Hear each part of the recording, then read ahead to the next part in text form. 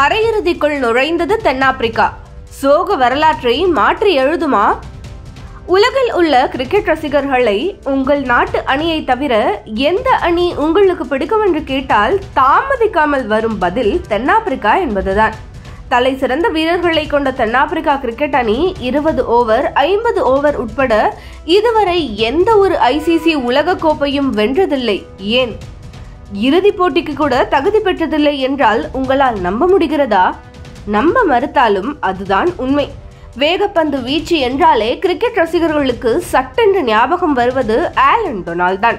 90 காலகட்டத்தில் பேட்ஸ்மேன்களுக்கு சிம்ம சொப்பனமாக இவர் விளங்கினார். இன்று கூட தெருக்களில் விளையாடும் போது ஒரு பந்தை தடுத்தால் இவர் பெரிய ஜான் டி ரோட்ஸ் என்று சொல்வதை நம்மால் கேட்க முடியும். ஏனென்றால் பந்தை தடுப்பதற்கு காற்றுடனேயே சேர்ந்து இவரும் பறப்பார்.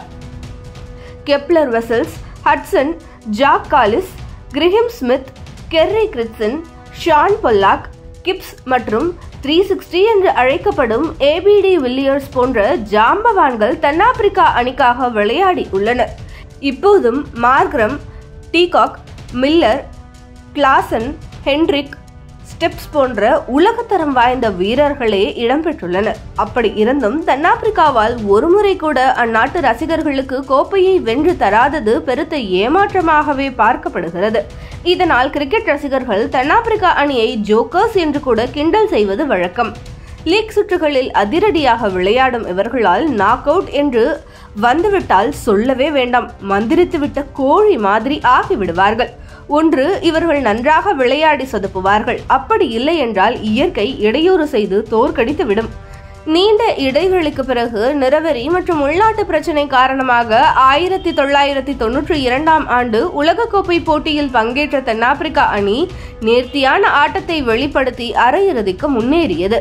இங்கிலாந்து உடனான அரையிறுதி போட்டியில் ஒரு கட்டத்தில் 30 பந்துகளில் 47 ரன்கள் எடுத்தால் வெற்றி என்ற நல்ல நிலையில்தான் தென்னாப்பிரிக்கா இருந்தது.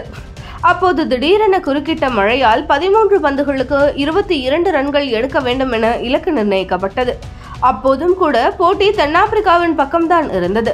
மீண்டும் மழை குறுக்கிடவே ரெயின் ரூல் மூலம் ஒரு பந்துகளில் 22 ரன்களை எடுக்க வேண்டும் என இலக்கு நிர்ணயிக்கப்பட்டது. ஒரு பந்தில் அதிகபட்சமாகவே 6 ரன்களே அடிக்க முடியும் என்ற நிலையில் இது தென்னாப்பிரிக்கா அணியை மட்டுமின்றி போட்டியை காண வந்த ரசிகர்கள் தலையிலும் இடியாக விழுந்தது. இதனால் ஏமாற்றத்துடன் நாடு திரும்பியது தென்னாப்பிரிக்கா. இதே போன்ற ஒரு நிலைதான் 1999 உலகக்கோப்பையிலும் நடந்தது. அரையிறுதியில் ஆஸ்திரேலியாவுடன் மோதியது. அதில் 213 ரன்கள் இலக்காக நிர்ணயித்தது ஆஸ்திரேலியா. போட்டியின் இறுதி கட்டத்தில் 8 பந்துகளில் 16 ரன்களை அடிக்க வேண்டியிருக்கும். அப்போது யாருமே எதிர்பார்க்காத வகையில் மெக்ரா தன் பந்தை சிக்ஸருக்கு பறக்கவிட்டார் லான்ஸ் க்ளூஸ்னர். பின்னர் துரதிருஷ்டவசமாக ஆலன் டொனால்ட் ரன் அவுட் ஆகி தென்னாப்பிரிக்காவின் உலகக்கோப்பை கனவில் மண்ணள்ளி போட்டார்.